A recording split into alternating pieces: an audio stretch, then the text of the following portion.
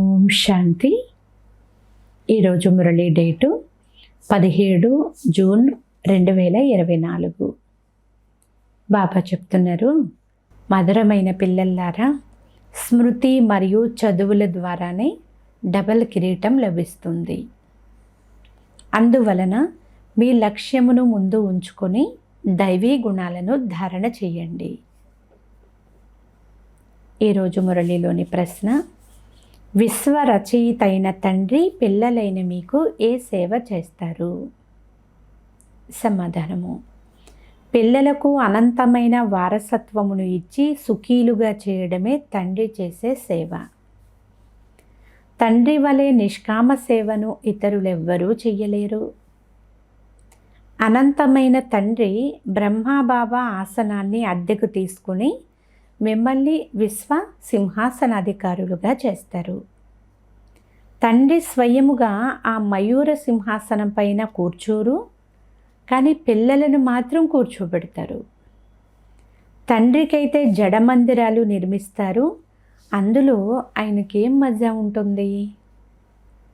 మజా అంతా స్వర్గ రాజ్యభాగ్యమును అనుభవించే పిల్లలదే.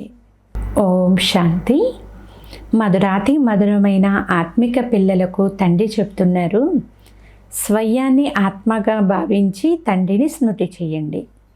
ఓం శాంతి అంటే ఏమో పిల్లలకు అర్థం చేయించారు. ఓం శాంతి అని తండ్రి కూడా అంటారు, పిల్లలు కూడా అంటారు. ఎందుకంటే ఆత్మ స్వధర్మము శాంతి. మనము శాంతిధామము నుండి ఇక్కడకు వస్తాము అని ఇప్పుడు తెలుసుకున్నారు. మొట్టమొదట సుఖధామంలోకి వస్తాము, తర్వాత 84 పునర్జన్మలు తీసుకుంటూ దుఃఖధామంలోకి వస్తాము. ఇది గుర్తుంది కదా. పిల్లలు 84 జన్మలు తీసుకుంటారు, జీవాత్మలుగా అవుతారు. తండ్రి అయితే జీవాత్మగా అవ్వరు. నేను కేవలం తాత్కాలికంగా మాత్రమే బ్రహ్మ తనువును ఆశ్రయిస్తాను, అంటే తనువులో ప్రవేశం చేస్తాను అని బాబా అంటున్నారు. ఎందుకంటే శరీరం లేకుండా ఎలా చదివిస్తాను అని అంటారు.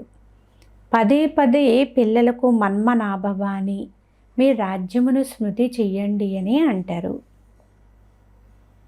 దీనిని 1 సెకండులో విశ్వరాజ్యం పొందడము అని అంటారు. వారు అనంతమైన తండ్రి కదా, అందుకే అనంతమైన సంతోషాన్ని, అనంతమైన వారసత్వాన్ని తప్పకుండా ఇస్తారు. తండ్రి చాలా సులభమైన మార్గమును తెలియచేస్తారు. ఇప్పుడు ఈ దుఃఖధామమును బుద్ధి నుండి తొలగించి వేయమని చెప్తున్నారు. వారు నూతన ప్రపంచమైన స్వర్గమును స్థాపన చేస్తున్నారు. దానికి అధికారులుగా అయ్యేందుకు నన్ను స్మృతి చేసినట్లయితే మీ పాపాలు అన్నీ నశిస్తాయి. మీరు మళ్ళీ సత్వ ప్రధానంగా అయిపోతారు. దీనినే సహజ స్మృతి అని అంటారు. పిల్లలు వారి లౌకిక తండ్రిని ఎంత సులభంగా గుర్తు చేసుకుంటారో, అలా పిల్లలైన మీరు అనంతమైన తండ్రిని చాలా సులభంగా స్మృతి చేయాలి. ఈ తండ్రి మాత్రమే దుఃఖము నుండి వెలికి తీసి సుఖధామానికి తీసుకుని వెళ్తారు. అక్కడ దుఃఖానికి నామరూపాలే ఉండవు. తండ్రి చాలా సులభమైన విషయం చెప్తున్నారు, మీ శాంతి ధామమును మీరు స్మృతి చెయ్యండి. ఎందుకంటే తండ్రి ఇల్లే మీ ఇల్లు కదా. అలాగే నూతన ప్రపంచాన్ని కూడా స్మృతి చెయ్యండి, ఎందుకంటే అది మీ రాజధాని. తండ్రి తన పిల్లలైన మీకు ఎంతో నిష్కామ సేవ చేస్తారు. మిమ్మల్ని సుఖీలుగా చేసి వారు వానప్రస్థంలోకి అనగా పరంధామంలోకి వెళ్ళి కూర్చుండిపోతారు. మీరు కూడా పరంధామ నివాసులే. నిర్వాణధామము వానప్రస్థమని కూడా అంటారు. పిల్లలకు సేవ చేసేందుకు మరియు వారసత్వమును ఇచ్చేందుకు తండ్రి వస్తారు. ఈ బ్రహ్మ కూడా తండ్రి నుండి వారసత్వం తీసుకుంటారు. శివబాబా అత్యంత ఉన్నతమైన భగవంతుడు. శివుని మందిరాలు కూడా ఉన్నాయి. వారికి తండ్రి కానీ టీచరు కానీ ఎవ్వరూ లేరు. మొత్తం సృష్టి ఆది మధ్యాంతాల జ్ఞానం వారి వద్ద ఉంది. అయితే వారికి ఈ జ్ఞానం ఎక్కడి నుండి వచ్చింది? వారు ఏవైనా వేదశాస్త్రాలు మొదలైనవి చదివారా? లేదు కదా. తండ్రి జ్ఞాన సాగరులు, సుఖశాంతి సాగరులు. తండ్రి మహిమకు, దైవీ గుణాలు గల మానవుల మహిమకు తేడా ఉంది. మీరు దైవీ గుణాలు ధారణ చేసి దేవతలుగా అవుతారు. మొదట మీలో అసురీ గుణాలు ఉండేవి. అసురుల నుండి దేవతలుగా చేయడం ఒక్క తండ్రి కర్తవ్యం మాత్రమే. మీ లక్ష్యము కూడా మీ ఎదుటనే ఉంది. వారు అలా తయారయ్యే శ్రేష్ఠ కర్మలు తప్పకుండా చేసి ఉంటారు. కర్మ, అకర్మ, వికర్మల గతిని, అంతేకాక ఏ విషయమునైనా సరే బాబా మనకు సెకండులో అర్థం చేయిస్తారు. తండ్రి చెప్తున్నారు, మధురాతి మధురమైన పిల్లలు, పాత్ర తప్పకుండా అభినయించే తీరాలి. ఈ పాత్ర మీకు అనాది నుండి అవినాశిగా లభించింది. మీరు ఎన్నో పర్యాయాలు సుఖ దుఃఖాల ఆటలోకి వచ్చారు. ఎన్నోసార్లు మీరు విశ్వానికి అధికారులుగా అయ్యారు. తండ్రి ఎంతో ఉన్నతముగా తయారు చేస్తారు. పరమాత్మను సుప్రీం సోల్ అని అంటారు. వారు కూడా మీ వలె ఇంత చిన్నగా ఉంటారు. ఆ తండ్రి జ్ఞానసాగరులు, అందువలన ఆత్మలను కూడా తన సమానంగా తయారు చేస్తారు. మీరు ప్రేమ సాగరులుగా, సుఖ సాగరులుగా అవుతారు. దేవతల మధ్య పరస్పరం అత్యంత ప్రేమ ఉంటుంది. అసలు ఎప్పుడు కూడా జగడాలు అనేవి జరగవు. ఇప్పుడు తండ్రి వచ్చి మిమ్మల్ని తన సమానంగా తయారు చేస్తారు. ఇలా ఇతరులెవ్వరూ తయారు చేయలేరు. నాటకమంతా స్థూలవతనంలోనే జరుగుతుంది. మొట్టమొదట ఆది సనాతన దేవీ దేవతా ధర్మము, తరువాత ఇస్లాం, బౌద్ధ ధర్మము మొదలైన ధర్మముల వారు నెంబర్ వారీగా ఈ నాటక రంగంపైకి లేక ఈ నాటకశాలలోకి వస్తారు. మీరు 84 జన్మలు పూర్తిగా తీసుకుంటారు. ఆత్మలు పరమాత్మ చాలా కాలం వేరుగా ఉన్నారు అనే గాయనము కూడా ఉంది కదా. తండ్రి అంటున్నారు, మధురాతి మధురమైన పిల్లలు, మొట్టమొదట ఈ విశ్వంలో పాత్రను చేసేందుకు మీరే వచ్చారు. నేనైతే కొంత సమయానికి మాత్రమే ఈ బ్రహ్మ తనువులో ప్రవేశిస్తాను. ఇది పాత పాదరక్ష, అంటే బ్రహ్మ యొక్క శరీరము ఒక పాత చెప్పు లాంటిది అని చెప్తున్నారు. ఒక స్త్రీ మరణిస్తే ఒక పాత చెప్పు పోయింది, ఇప్పుడు మళ్ళీ కొత్తది తీసుకుంటాము అని పురుషుడు అంటాడు. ఇది కూడా పాత శరీరము కదా. 84 జన్మల చక్రం తిరిగి వచ్చారు. తతత్వం, నేను వచ్చి ఇదే రథమును ఆధారముగా తీసుకుంటాను. పావన ప్రపంచంలోకి నేను ఎప్పుడూ రానే రాను. మీరు పతితులుగా అయిపోయినందువలన మమ్మల్ని పావనముగా చెయ్యండి అని మీరు నన్ను పిలిచారు. చివరికి మీ స్మృతి ఫలీభూతమవుతుంది. పాత ప్రపంచం సమాప్తమయ్యే సమయంలో నేను వస్తాను.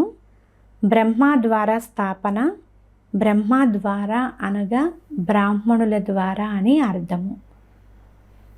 మొదట శ్రేష్టమైన బ్రాహ్మణులు, ఆ తరువాత దేవతలు, క్షత్రియులు, ఈ విధంగా పల్టీల ఆట ఆడుతారు కదా. ఇప్పుడు దేహాభిమానాన్ని వదిలి దేహీ అభిమానులుగా అవ్వాలి. మీరు 84 జన్మలు తీసుకుంటారు. నేను మాత్రం ఒక్కసారి శరీరాన్ని అప్పుగా తీసుకుంటాను, అద్దెకు తీసుకుంటాను. నేను ఈ ఇంటికి యజమానిని కాను, దీనిని మళ్ళీ వదిలేస్తాను అని బాబా అంటున్నారు. అద్దెనైతే ఇవ్వాల్సి ఉంటుంది కదా. నేను ఇంటికి బాడుగ ఇస్తాను అని తండ్రి కూడా చెప్తున్నారు. అనంతమైన తండ్రి కనుక ఏదైనా బాడుగ ఇస్తారు కదా. మీకు అర్థం చేయించేందుకు ఈ సింహాసనం తీసుకుంటారు. మీరు కూడా విశ్వ సింహాసన అధికారులుగా అయ్యేటట్లు అర్థం చేయిస్తారు. కానీ నేను మాత్రం విశ్వరాజ్యాధికారిగా అవ్వను అని బాబా స్వయంగా చెప్తున్నారు. సింహాసనాధీశులు అనగా మయూర సింహాసనంపై కూర్చుండబెడతారు. శివబాబా స్మృతిలోనే సోమనాథ మందిరాన్ని నిర్మించారు. ఈ మందిరం వలన నాకేం మజా ఉంటుంది అని బాబా అంటున్నారు. అక్కడ జడమైన విగ్రహాన్ని ఉంచుతారు. పిల్లలైన మీకు స్వర్గంలో మజా ఉంటుంది. నేనైతే స్వర్గంలోనికి రానే రాను. మళ్ళీ భక్తి మార్గం మొదలైనప్పుడు ఈ మందిరాలు మొదలైనవి నిర్మించడంలో ఎంత ఖర్చు చేశారు. అయినా దొంగలు దోచుకుని ఎత్తుకుపోయారు. రావణ రాజ్యంలో మీ ధనము, సంపదలు మొదలైనవన్నీ కూడా సమాప్తమైపోయాయి. ఇప్పుడు ఆ మయూర సింహాసనం ఉందా? తండ్రి అంటున్నారు, మీరు నిర్మించిన నా మందిరాన్ని మహమ్మద్ గజని వచ్చి దోచుకుని పోయాడు. భారతదేశం వంటి సంపన్న దేశము మరొకటి లేనే లేదు. ఇటువంటి తీర్థస్థానముగా ఏదీ అవ్వలేదు కూడా. కానీ ఈనాడు హిందూ ధర్మం వారికి అనేక తీర్థస్థానాలు అయిపోయాయి. వాస్తవానికి సర్వుల సద్గతిదాత అయిన తండ్రి ఒక్కరికే తీర్థస్థానం ఉండాలి. ఇది కూడా డ్రామాలో తయారై ఉంది. అర్థం చేసుకోవడం చాలా సులభము, కానీ నెంబర్ వారీగానే అర్థం చేసుకుంటారు. ఎందుకంటే రాజధాని స్థాపన అవుతూ ఉంది. ఈ లక్ష్మీనారాయణులు స్వర్గానికి అధికారులు. వీరు ఉత్తమోత్తమ పురుషులు. వారిని దేవతలు అని అంటారు. ఎవరిలో అయితే దైవీ గుణాలు ఉంటాయో వారినే దేవతలు అని అంటారు. ఉన్నతమైన ఈ దేవతా ధర్మానికి చెందినవారు ప్రవృత్తి మార్గంలోని వారు. ఆ సమయంలో మీ ప్రవృత్తి మార్గమే ఉండేది. తండ్రి మిమ్మల్ని డబల్ కిరీటధారిగా చేశారు. రావణుడు ఈ 2 కిరీటాలు తీసేశాడు. ఇప్పుడైతే ఏ కిరీటము లేదు. పవిత్రత కిరీటము లేదు. రత్నజడిత కిరీటం అంటే వజ్రాల కిరీటం కూడా లేదు. రావణుడు ఈ 2 కిరీటాలు తీసేశాడు. మళ్ళీ తండ్రి వచ్చి మీకు ఈ 2 కిరీటాలను చదువు మరియు స్మృతి ద్వారా ఇస్తారు. అందుకే ఓ గాడ్ ఫాదర్, నాకు మార్గం చూపండి, ముక్తిని ఇవ్వండి అని గానం చేస్తారు. అందుకే మీకు మార్గదర్శకులు అని పేరు పెట్టారు. పాండవులు, కౌరవులు, యాదవులు ఏం చేసి వెళ్ళారు? బాబా, మమ్మల్ని ఈ దుఃఖ రాజ్యము నుండి విడిపించి మీ వెంట తీసుకుని వెళ్ళండి అని మీరు అంటారు. ఈ తండ్రియే సత్యమైన ఖండమును స్థాపన చేస్తున్నారు. దానిని స్వర్గము అని అంటారు. దీనిని రావణుడు మళ్ళీ అసత్య ఖండముగా తయారు చేసేసాడు. వారు కృష్ణ భగవాను వాచ అని అంటారు, కానీ తండ్రి శివ భగవాను వాచ అని అంటారు. భారతవాసీలు పేరు మార్చేయడంతో ప్రపంచమంతా మార్చేశారు. కృష్ణుడైతే దేహదారి, దేహము లేనివారు శివబాబా ఒక్కరే. ఇప్పుడు పిల్లలైన మీకు తండ్రి ద్వారా శక్తి లభిస్తుంది. మీరు మొత్తం విశ్వానికంతా అధిపతులుగా అవుతారు. మొత్తం ఆకాశము, భూమి సర్వస్వం కూడా మీకు లభిస్తుంది. మీ నుండి 35 కల్పం వరకు దీనిని తీసుకునే శక్తి ఎవ్వరికీ ఉండదు. వారి సంఖ్య కోట్లలోకి వృద్ధి అయినప్పుడు సైన్యము తీసుకుని వచ్చి మిమ్మల్ని జయిస్తారు. తండ్రి పిల్లలైన మీకు ఎంతో సుఖమునిస్తారు. దుఃఖహర్త, సుఖకర్త అని వారికి గాయనమే ఉంది. ఇప్పుడు తండ్రి కూర్చుని కర్మ, అకర్మ, వికర్మల యొక్క గతిని అర్థం చేయిస్తారు. రావణ రాజ్యంలో మీరు చెయ్యు కర్మలు వికర్మలుగా అవుతాయి. అలాగే సత్యయుగంలోని కర్మలు అకర్మలుగా అవుతాయి. ఇప్పుడు మీకు ఒక్క సద్గురువు లభించారు. వారినే పతులకు కూడా పతి అని అంటారు. ఎందుకంటే ఆ పతులందరూ కూడా వీరినే కదా స్మృతి చేస్తారు. ఇది ఎంత అద్భుతమైనటువంటి నాటకము అని తండ్రి అర్థం చేస్తున్నారు. ఇంత చిన్న ఆత్మలో అవినాశి పాత్ర నిండి ఉంది. అదెప్పుడూ చెరిగిపోయేది కాదు. దీనిని అనాది అవినాశి డ్రామా అని అంటారు. భగవంతుడు ఒక్కరే. రచన, మెట్లు, చక్రము అంతా ఒకటే. రచన గురించి కానీ రచయిత గురించి కానీ ఎవ్వరికీ తెలియదు. ఋషులు మునులు కూడా మాకు తెలియదు అని అనేస్తారు. మీరైతే ఇప్పుడు సంగమయుగంలో కూర్చుని ఉన్నారు. ఇప్పుడు మీకు మాయతో యుద్ధం జరుగుతుంది, అది వదిలిపెట్టదు. బాబా మాకు మాయ చెంపదెబ్బ తగిలింది అని పిల్లలు అంటారు. పిల్లలు సంపాదించినదంతా పోగొట్టుకున్నారా? స్వయం భగవంతుడే మిమ్మల్ని చదివిస్తున్నారు. కావున మంచి రీతిగా చదువుకోవాలి. ఇటువంటి చదువు మీకు మళ్ళీ 5000 సంవత్సరాల తరువాతనే లభిస్తుంది అని బాబా అంటున్నారు. అచ్చా, మధురాతి మధురమైన అపురూపమైన పిల్లలకు మాతాపిత బాప్దాదాల ప్రియ స్మృతులు మరియు గుడ్ మార్నింగ్. ఆత్మిక పిల్లలకు ఆత్మిక తండ్రి నమస్తే. ఆత్మీయ తండ్రికి ఆత్మీయ పిల్లల యొక్క ప్రియ స్మృతులు, గుడ్ మార్నింగ్ మరియు నమస్తే నమస్తే నమస్తే.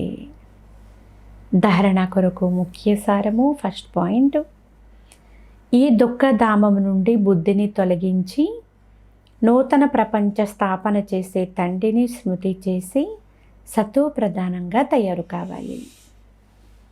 సెకండ్ పాయింట్, తండ్రి సమానముగా ప్రేమ సాగరులు, శాంతి సుఖ సాగరులుగా అవ్వాలి. కర్మ అకర్మ వికర్మల గతిని తెలుసుకుని సదా శ్రేష్టమైన కర్మలు మాత్రమే చెయ్యాలి. ఈరోజు వరదానము, సదా ఉమంగ ఉత్సాహంలో ఉండి మనసులో సంతోషము కలిగించే పాటలు పాడే అవినాశి భాగ్యశాలి భవ. భాగ్యశాలి పిల్లలైన మీరు అవినాశి విధి ద్వారా అవినాశి సిద్ధులను ప్రాప్తి చేసుకుంటారు.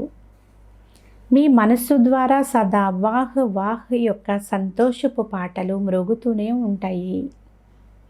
వాహ్ బాబా, వాహ్ భాగ్యము, వాహ్ మధురమైన పరివారము, వాహ్ శ్రేష్టమైన సంగమయుగి సుందరమైన సమయము. ప్రతి కర్మ కూడా వాహ్ వాహ్గానే ఉంటుంది. అందువలన మీరు అవినాశి భాగ్యశాలురు. మీ మనస్సులో ఎప్పుడూ కూడా ఎందుకు అనే ప్రశ్న కానీ నేను అనేది కానీ రావు. ఎందుకు అనే బదులు వాహ్ వాహ్ మరియు నేనుకు బదులుగా బాబా బాబమ్మ అనే శబ్దమే. ఎందుకు అనే బదులు వాహ్ వాహ్ మరియు నేనుకు బదులు బాబా బాబా అనే శబ్దమే వస్తుంది. స్లోగన్, ఏ సంకల్పం చేస్తారో దానికి అవినాశి గవర్నమెంట్ యొక్క స్టాంపు వేస్తే స్థిరముగా ఉంటారు. అచ్చా, ఇప్పుడు మాతేశ్వరి గారి మధుర మహావాక్యాలు. జీవిత ఆశయము పూర్తి అయ్యే మనోహరమైనటువంటి సమయము. జీవితంలో సదా సుఖశాంతులు లభించాలి అనే ఆశ ఆత్మలైన మనందరికీ చాలా కాలంగా ఉంది. అనేక జన్మల ఆశ ఇప్పుడు పూర్తి అవుతుంది. ఇప్పుడు ఇది మనకు అంతిమ జన్మ. అంతిమ జన్మలో కూడా ఇది అంతిమ సమయము. నా వయసు ఇంకా చిన్నదే, నేను ఇంకా చిన్నవాడినే అని అనుకోకండి. చిన్నవారైనా పెద్దవారైనా సుఖమేమో కావాలి కదా. అయితే దుఃఖం ఎందుకు లభిస్తుంది అన్న జ్ఞానము కూడా ఉండాలి. పంచ వికారాలలో చిక్కుకున్నందువలన కర్మబంధనాలు ఏవైతే తయారైపోయాయో వాటిని పరమాత్మ స్మృతి అనే అగ్ని ద్వారా భస్మం చేసుకోవాలి అనే జ్ఞానం మీకు లభించింది.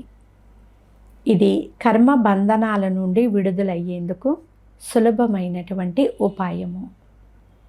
సర్వశక్తివంతుడైన ఈ బాబాను నడుస్తూ తిరుగుతూ అలాగే శ్వాసలో కూడా స్మృతి చేయండి. ఇప్పుడు ఈ ఉపాయం తెలిపే సహాయము స్వయం భగవంతుడే వచ్చి తెలుపుతున్నారు. కానీ ఇందులో ప్రతి ఆత్మ పురుషార్థం చేయాలి. పరమాత్మ అయితే తండ్రి, టీచరు, గురువు రూపంలో వచ్చి మనకు వారసత్వమును ఇస్తారు.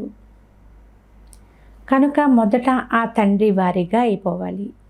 తరువాత టీచర్ ద్వారా చదువుకోవాలి. ఆ చదువు ద్వారా భవిష్య జన్మాంతరాలకు సుఖ ప్రాలబ్ధం తయారైపోతుంది. అనగా పురుషార్థం అనుసారముగా జీవన్ముక్తిలో అధికారము అంటే పదవి లభిస్తాయి. గురువు రూపంలో పవిత్రముగా చేసి ముక్తిని ఇస్తారు. ఈ రహస్యాన్ని అర్థం చేసుకుని ఎటువంటి పురుషార్థం చేయాలి. పాత ఖాతాను సమాప్తం చేసుకుని నూతన జీవితాన్ని తయారు చేసుకోవడానికి మంచి సమయము ఇదే. ఈ సమయంలో ఎంత పురుషార్థం చేసి మీ ఆత్మను అంత పవిత్రముగా చేసుకుంటారో అంత శుద్ధమైన రికార్డును నింపుకుంటారు. అది మళ్ళీ మొత్తం కల్పమంతా కూడా నడుస్తూ ఉంటుంది. కనుక కల్పమంతటికి ఆధారము ఈ సమయంలో చేసుకునే సంపాదన మాత్రమే. ఈ సమయంలోనే మీకు ఆది మధ్యాంతాల జ్ఞానము లభిస్తుంది. మనము దేవతల వలె తయారు కావాలి. ఇది మనము ఉన్నతమయ్యే కళ. మళ్ళీ అక్కడికి వెళ్ళి ప్రాలబ్ధాన్ని అనుభవిస్తాము. అక్కడ దేవతలకు మేము క్రింద పడిపోతాము అనే విషయం తెలియదు. సుఖము అనుభవించిన తర్వాత క్రింద పడిపోతామని తెలిస్తే పడిపోతామనే చింతలో సుఖాన్ని కూడా అనుభవించలేరు. కనుక మనిషి సదా ఉన్నతమయ్యేందుకు పురుషార్థం చేస్తాడు అనే ఈశ్వరీయ నియమము రచింపబడి ఉంది. అనగా సుఖము కొరకు సంపాదిస్తాడు, కానీ డ్రామాలో సగం సగం పాత్ర రచింపబడి ఉంది. ఈ రహస్యం మనకే తెలుసు. కానీ సుఖము వంతు వచ్చినప్పుడు పురుషార్థం చేసి సుఖం తీసుకోవాలి కదా. ఇది మంచి పురుషార్థము. నటించేటప్పుడు చూసేవారు హియర్ వాహ్ అని మెచ్చుకునే విధంగా పాత్ర చేయడం నటుని యొక్క కర్తవ్యం కదా. అందువలన హీరోయిన్ల పాత్ర దేవతలకు లభించింది. వారి స్మృతి చిహ్న చిత్రాలు పూజింపబడుతున్నాయి, మహిమ చేయబడుతున్నాయి. నిర్వికార ప్రవృత్తిలో ఉంటూ కమల పుష్ప స్థితిని తయారు చేసుకోవాలి. ఇదే దేవతల గొప్పతనం. దీనిని మరచిపోవడం వలన భారతదేశానికి ఇటువంటి దుర్దశ వచ్చేసింది. ఇప్పుడు మళ్ళీ ఇటువంటి జీవితం తయారు చేసే పరమాత్మ ఇప్పుడు స్వయముగా వచ్చి ఉన్నారు. వారి చెయ్యి పట్టుకున్నట్లయితే జీవిత నావ తీరానికి చేరుకుంటుంది. అచ్చా. ఓం శాంతి.